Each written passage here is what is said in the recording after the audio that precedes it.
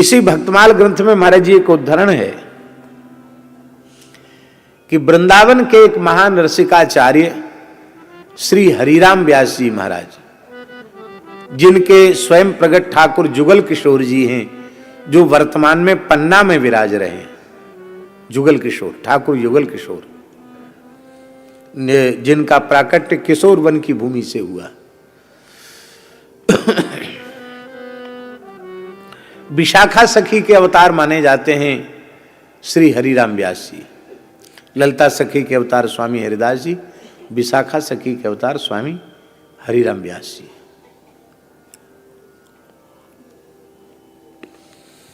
हरिराम व्यास जी के संबंध में नाभाजी ने लिखा है,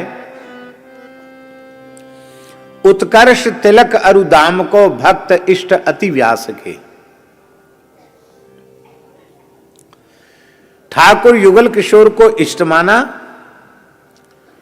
और संतों को भक्तों को इष्ट नहीं माना, अति इष्ट माना। इष्ट का इष्ट होने से अति इष्ट माना।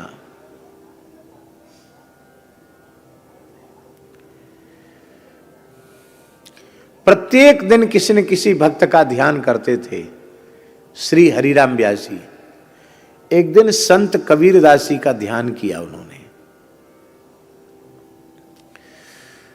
कबीरदास जी के स्वरूप का चिंतन, उनकी वाणी का चिंतन, उनके उपदेशों का चिंतन किया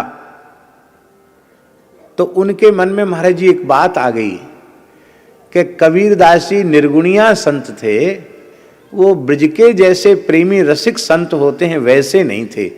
रस भक्ति का बोध उन्हें नहीं था। ये भाव उनके मन में आया।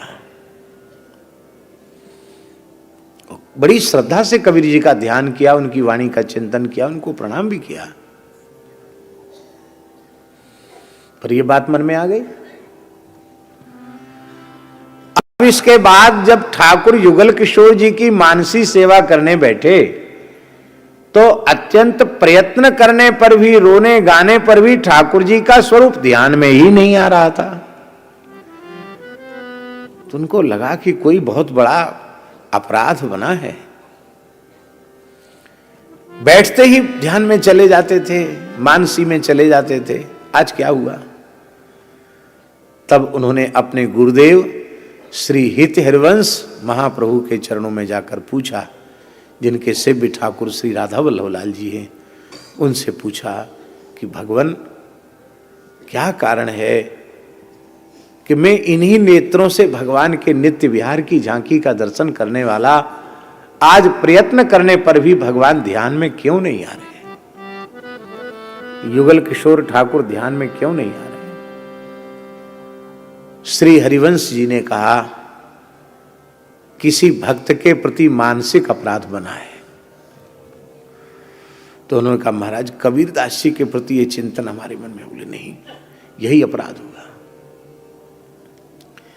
कबीर जी से क्षमा याचना करो तो समाधान हो जाएगा।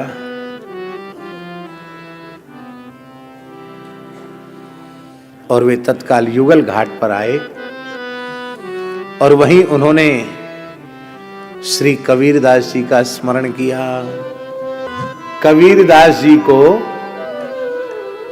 भगवत लीला में प्रविष्ट हुए 200 वर्ष हो गया था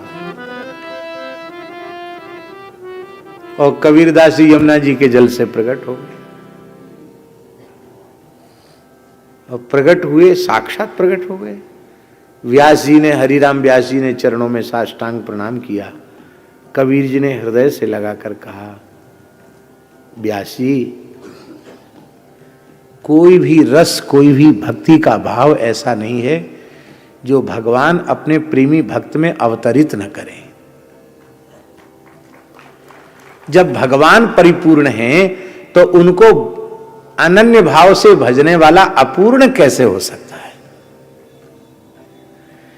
इसलिए जिस काल में समाज के लिए जिस प्रकार के उपदेश की आवश्यकता होती है, उस प्रकार का उपदेश भगवान अपने भक्त के माध्यम से जगत के जीवों को प्रदान कराते हैं।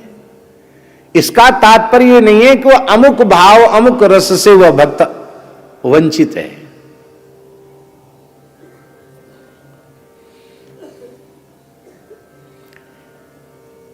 गोस्वामी तुलसीदास जी को आप अत्यंत मर्यादावादी भक्त मानते हैं, हम सब मानते ही हैं।